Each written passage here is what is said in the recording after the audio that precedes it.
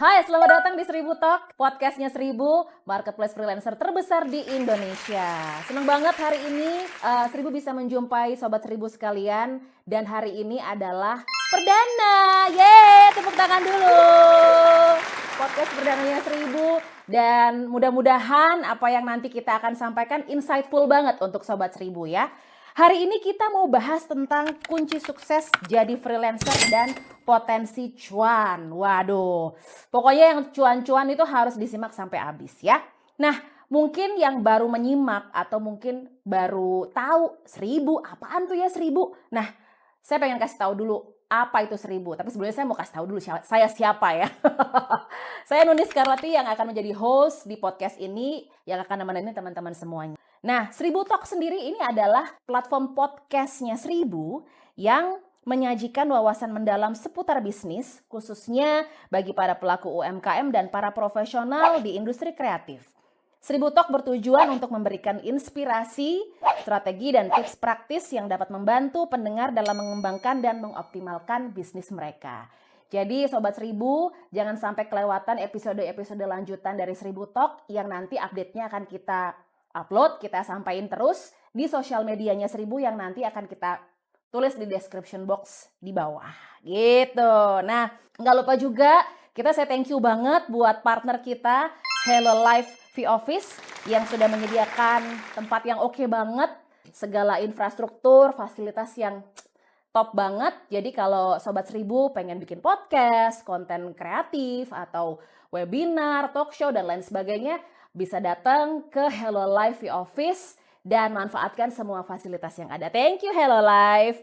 Nah, episode perdana kita hari ini, kita akan menghadirkan seorang yang sangat inspiratif. Dia adalah mastermind di balik platform Seribu yang usernya udah ratusan ribu, dan ini sudah 12 tahun loh Sobat Seribu, luar biasa. Selamat siang Pak Ryan Gondokusumo. Siang Mbak Nuni. Ya, Pak Ryan ini adalah CEO dari Seribu yang sudah membuat sebuah platform yang menurut saya revolusioner sih Pak ini Pak. Thank you. Oke, nah saya bacakan sedikit profil dari Pak Ryan. Beliau merupakan lulusan dari Faculty of Electrical Engineering of Purdue University. Sebelum mendirikan Seribu, Pak Ryan mengawali karir di bidang data analis, data engineer, network engineer, dan telah pernah menjadi Head of Business and Development untuk perusahaan F&B. Kemudian pada tahun 2012, Pak Ryan memulai seribulancer.com yang kemudian pada tahun 2023 berubah nama menjadi seribu.com. Kasih tepuk tangan lagi dong buat Seribu.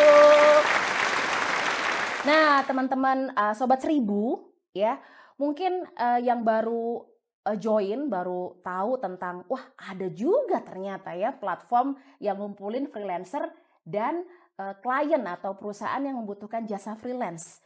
Padahal sebenarnya beberapa bukan beberapa tahun aja ya, tapi dari zaman dulu ya, kalau kita nanya sama orang tua kita, kalau kita ditanya, kamu mau jadi apa? Cita-cita kamu? Jawabannya kalau nggak jadi pegawai bank, jadi dokter, jadi polisi. Tapi nggak ada yang jawab, jadi freelancer. Iya kan? Bahkan sempat ada tuh Pak, di sosial media itu sempat beberapa waktu yang lalu tuh ada kayak sesuatu yang viral. Ada emak-emak mikir tetangga gue nih pesugihan kayaknya.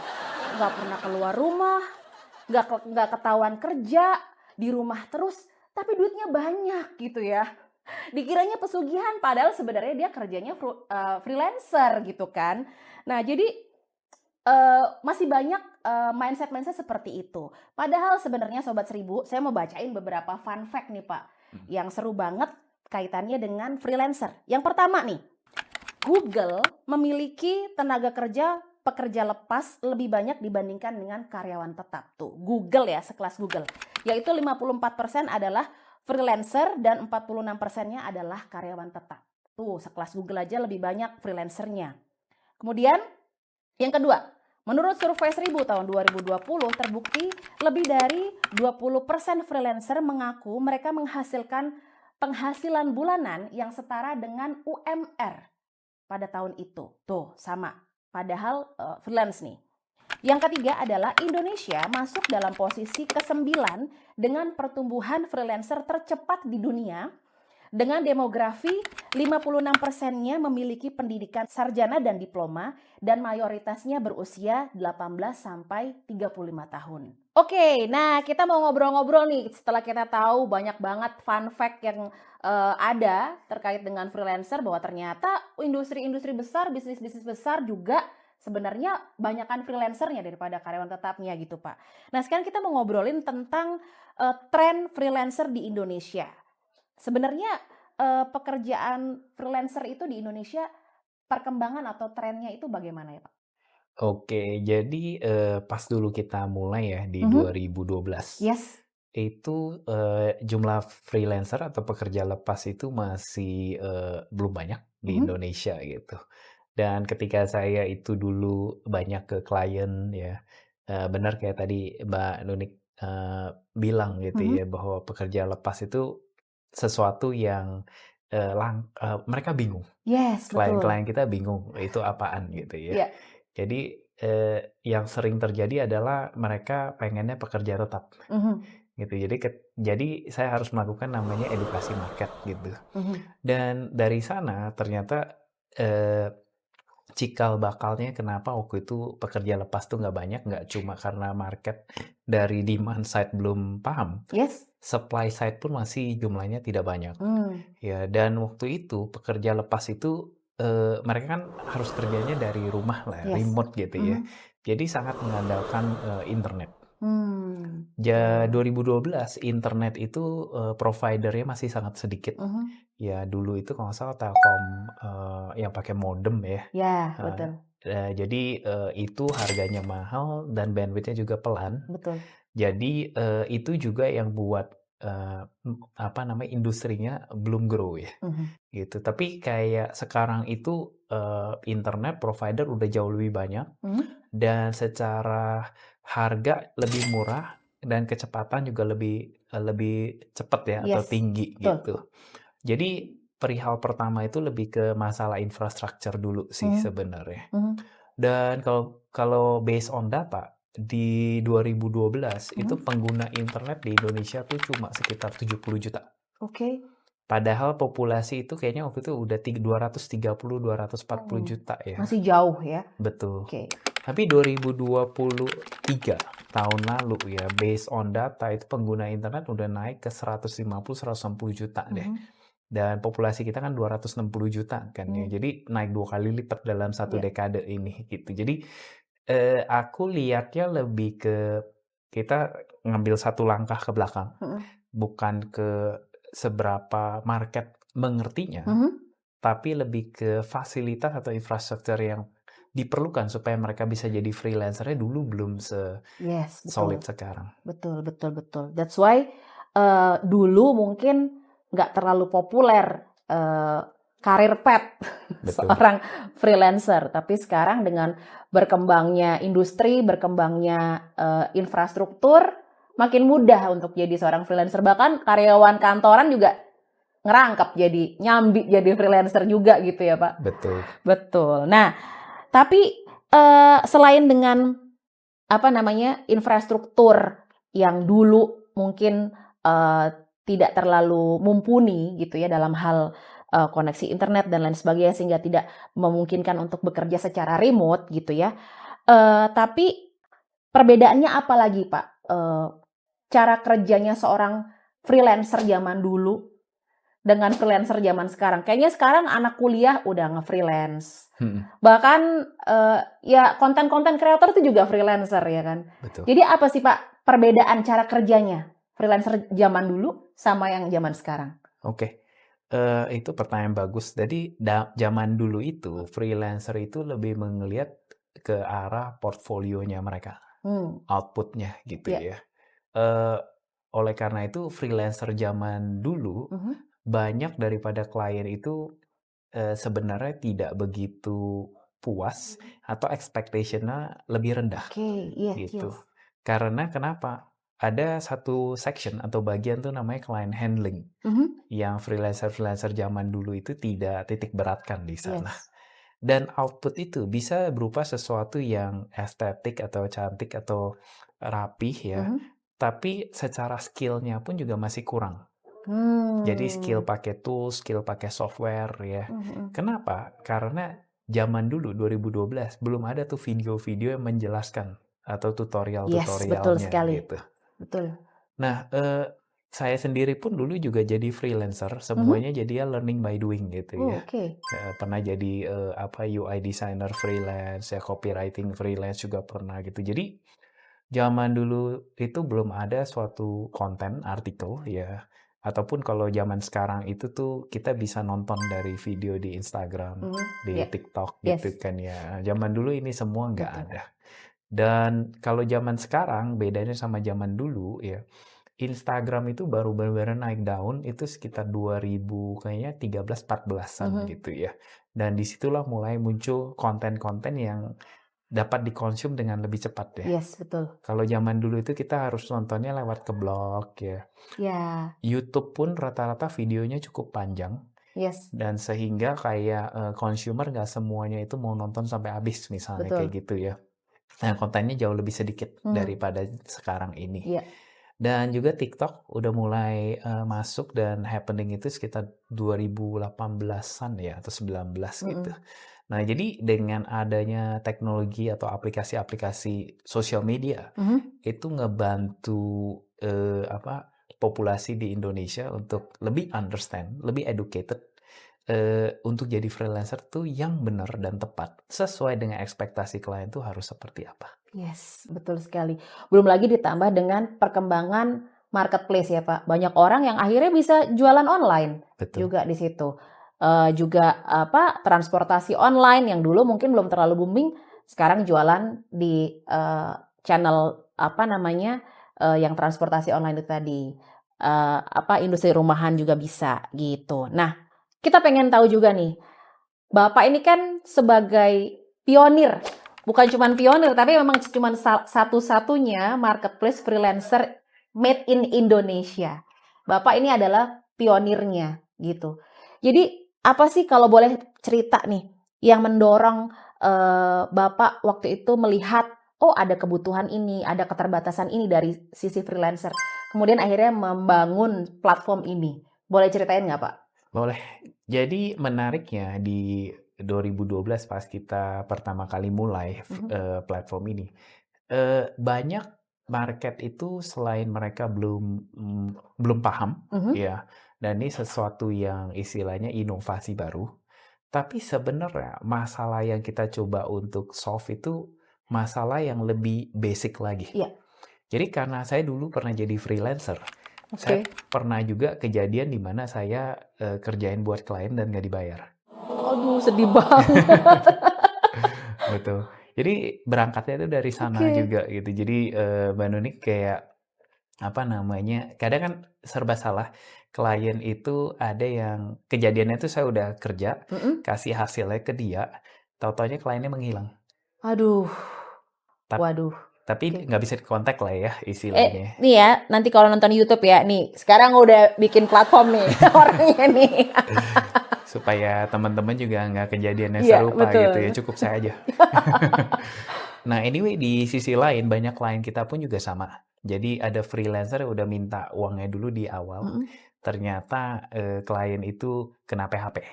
Mmm. Jadi, Oke. website-nya nggak jadi, ya freelancer-nya kabur atau menghilang, bawa uangnya si klien gitu. Jadi problem yang kita coba solve dengan adanya, Seribu.com sebagai marketplace freelancer ya di Indonesia itu Mhm. adalah kita tuh jadi rekening bersamanya atau escrow-nya.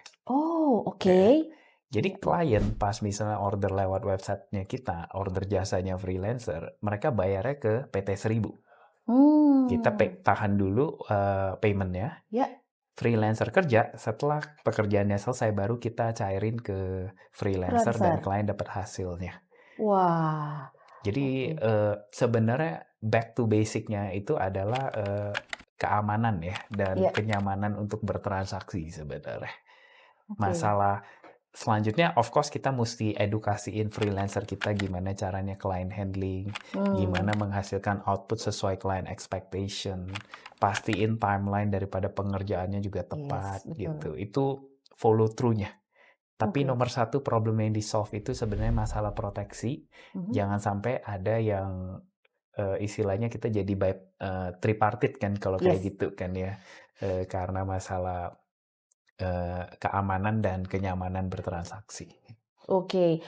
Wah, keren banget. Jadi pengalaman nggak enak waktu itu akhirnya menginspirasi Pak Ryan untuk akhirnya bikin platform yang bisa memuaskan kedua belah pihak, mengamankan transaksi baik dari freelancernya maupun dari kliennya ya. Betul. Oke, wah seru banget nih Sobat Seribu.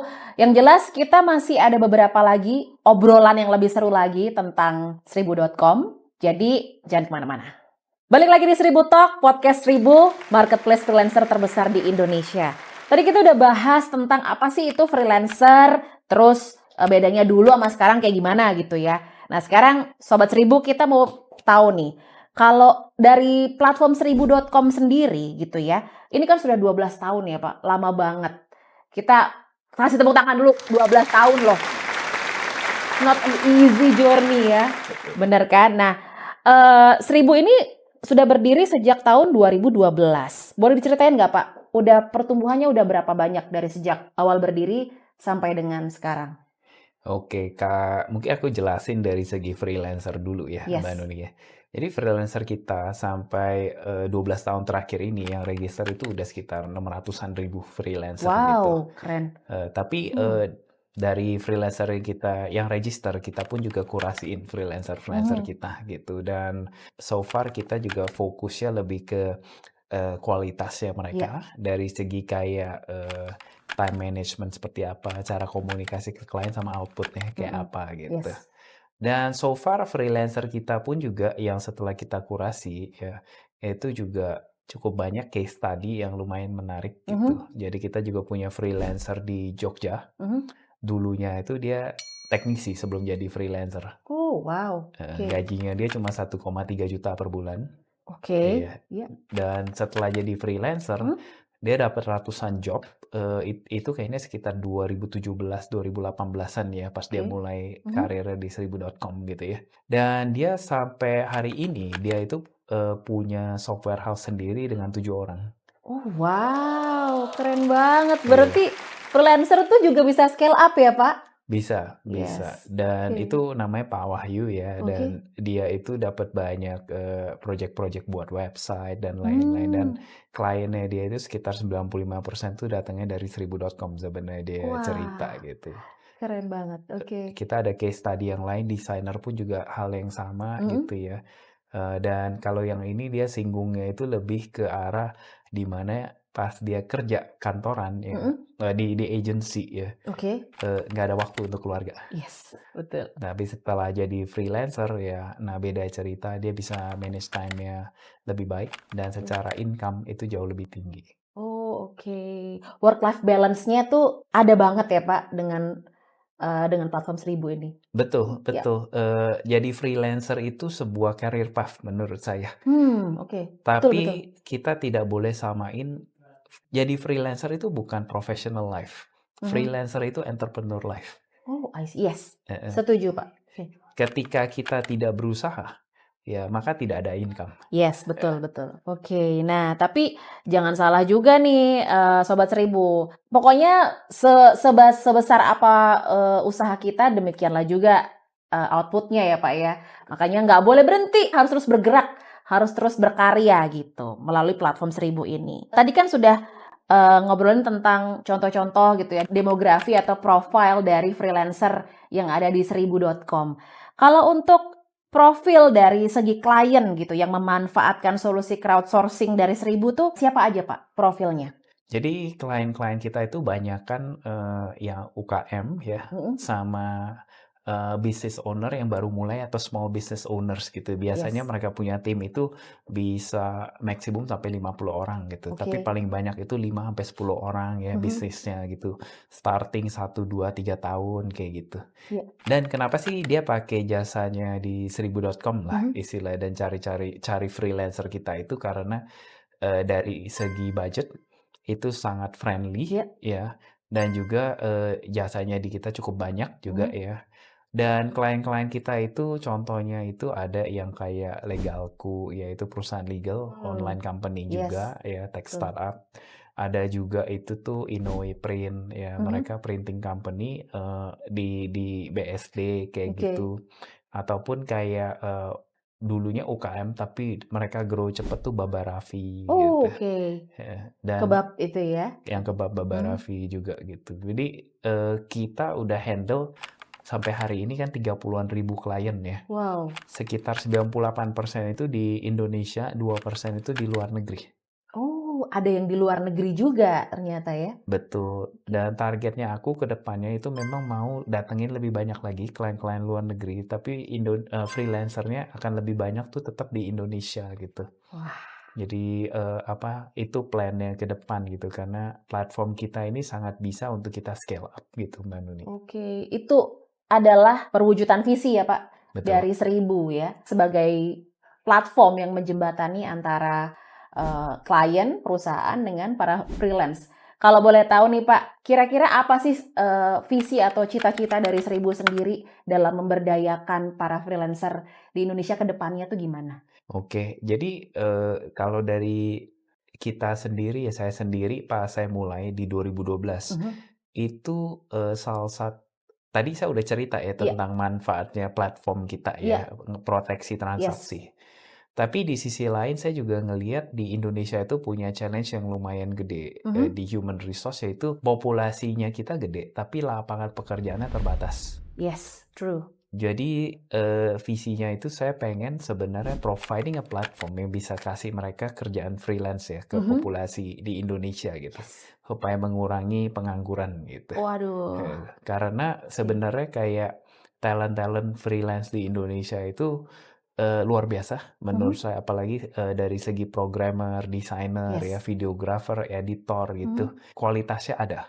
Hmm. Cuma mungkin room for improvement-nya tuh adalah guidance-nya tidak ada. Dan mereka Yes. itu bukan orang sales, jadi nyari klien susah, Ya, betul. gitu. Jadi visinya kita itu mau jadi freelance marketplace platform paling gede di Indonesia, made by Indonesia ya. Dan visinya itu adalah dengan providing jutaan job ya Iya. ke kita punya freelancer di Indonesia. Waduh, tepuk tangan dulu dong buat Seribu.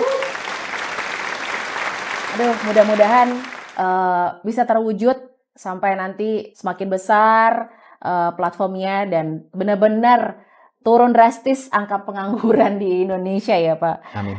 Nah, oke, kita mau bahas lagi sedikit lagi nih, Sobat Seribu. Jangan kemana-mana dulu, abis ini kita balik lagi.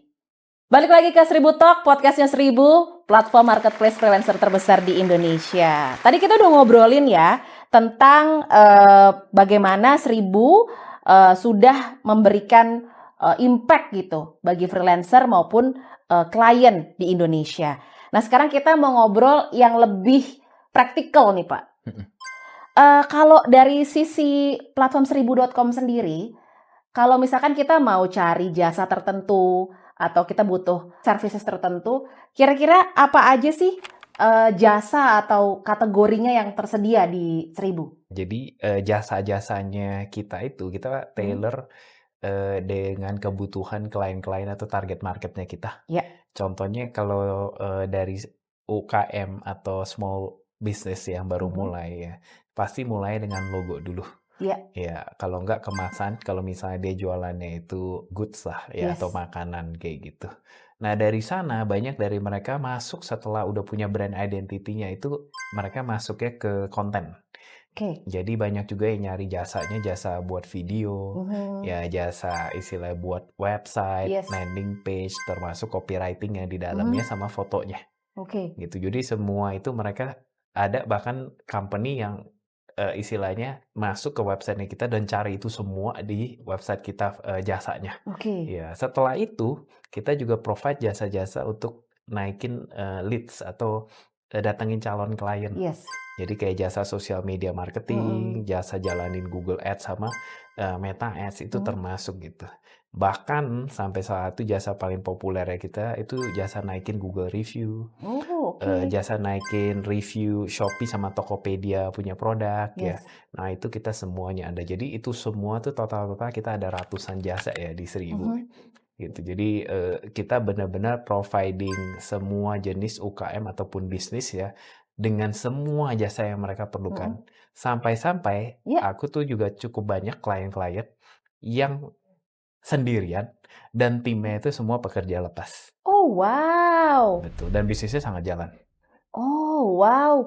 Sangat efisien ya? sangat efisien. Sangat efisien, keren banget. Jadi end to end service nih, teman-teman. Apalagi kalau baru mau mulai sebuah usaha, sebuah bisnis, ya semua bisa seribuin aja, Seribuin ya aja, kan? betul. Wah, keren banget.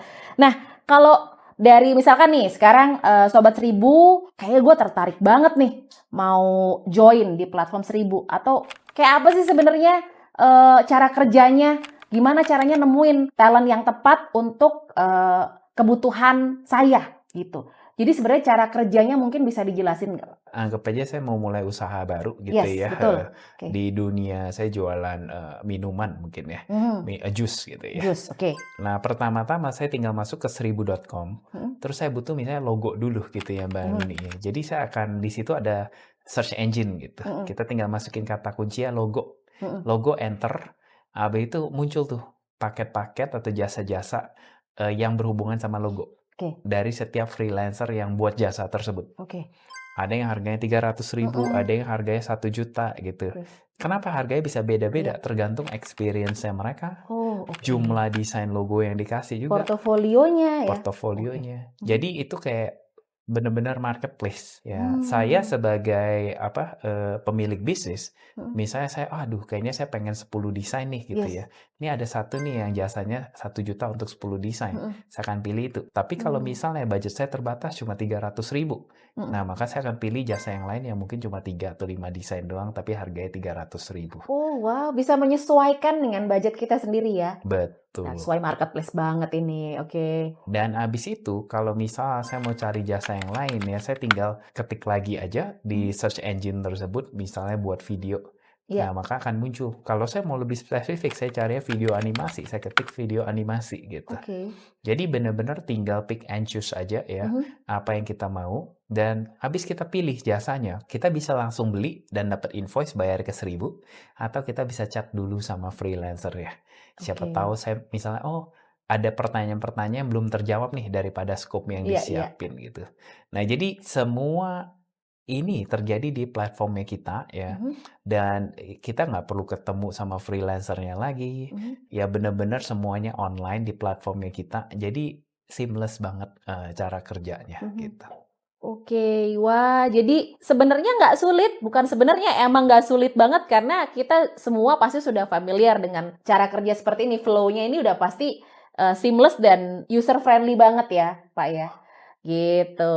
Wah, makanya buat teman-teman yang kepengen tahu bagaimana cara kerjanya, entah Sobat Seribu itu adalah calon freelancer atau mungkin yang punya usaha, business owner yang pengen pakai jasa dari freelancernya Seribu, silakan aja masuk ke www.seribu.com. Kalau bisa daftar aja biar gampang tuh bisa kelihatan semuanya tuh dashboardnya ya Pak ya. Betul. Gitu. Coba aja langsung. Nah, kita udah tahu nih cara kerjanya. Sangat revolusioner ya. Platform seperti ini bisa mempertemukan para klien atau UMKM yang butuh services dari freelancernya Seribu dengan para freelancernya sendiri.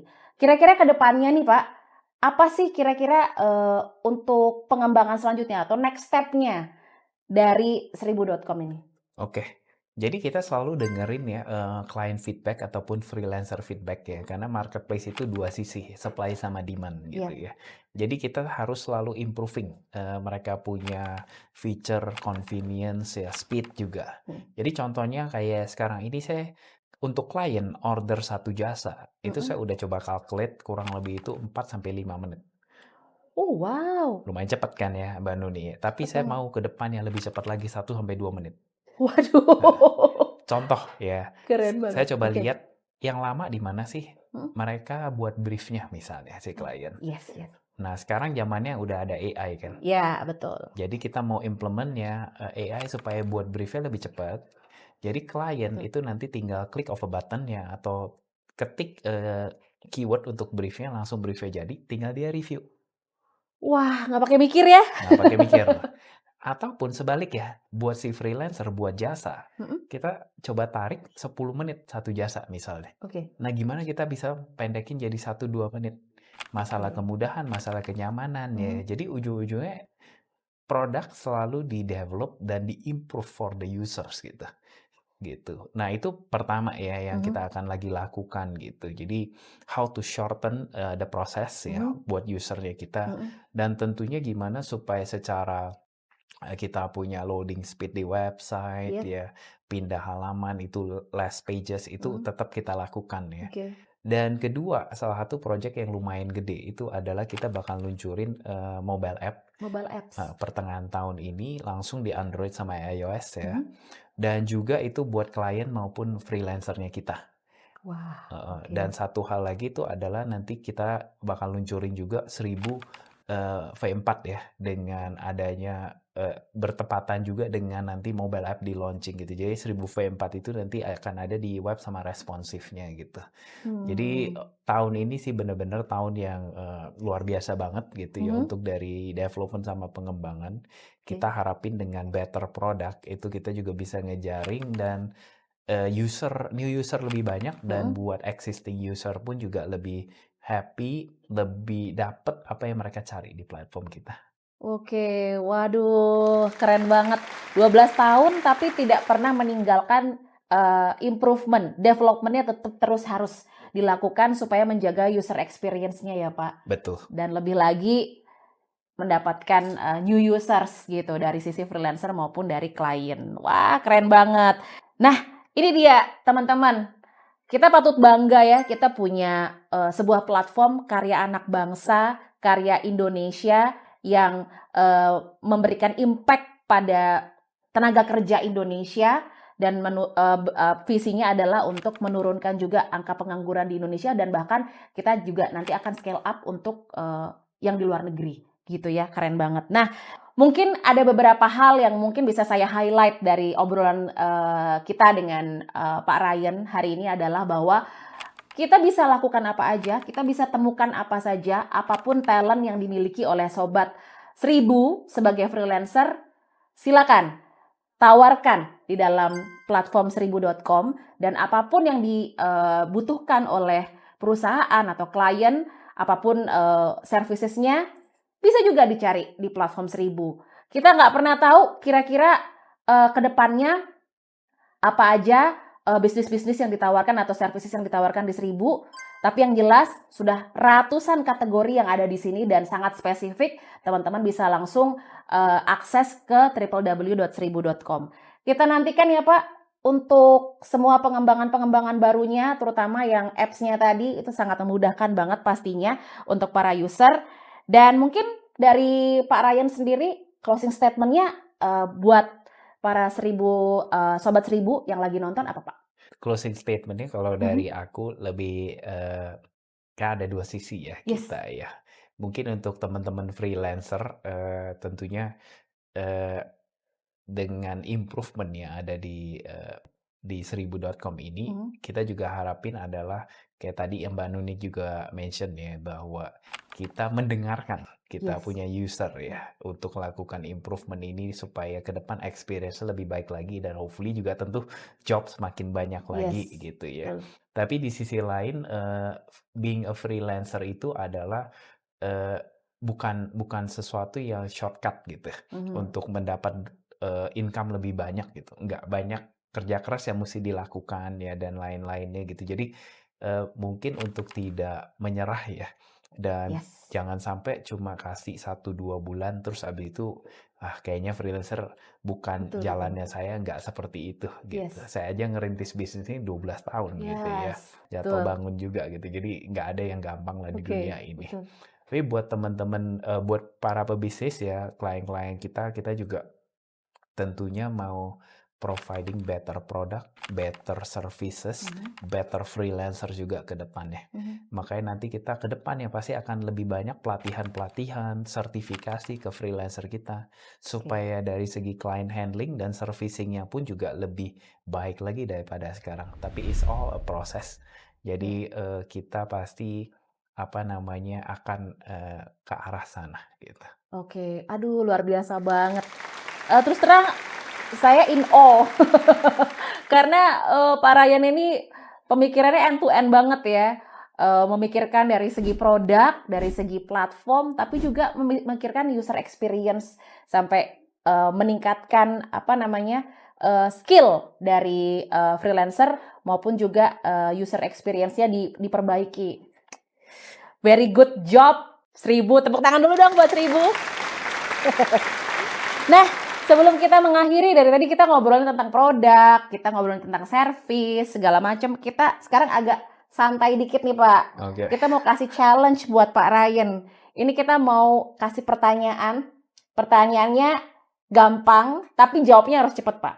Oke. Oke, udah siap Pak ya? Siap. Oke, jawab cepat Pak ya. Olahraga atau musik? Olahraga. Jadi engineer atau seorang pebisnis?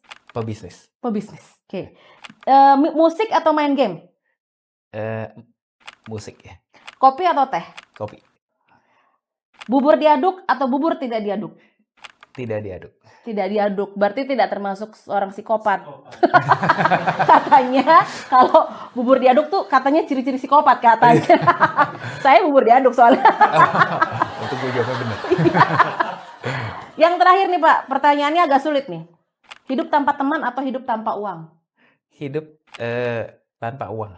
Hidup tanpa uang. Oke, kita kasih tepuk tangan. Wah, thank you banget Pak untuk obrolan kita sore hari ini. Tadi siang, sekarang sampai sore nih kita ngobrolnya.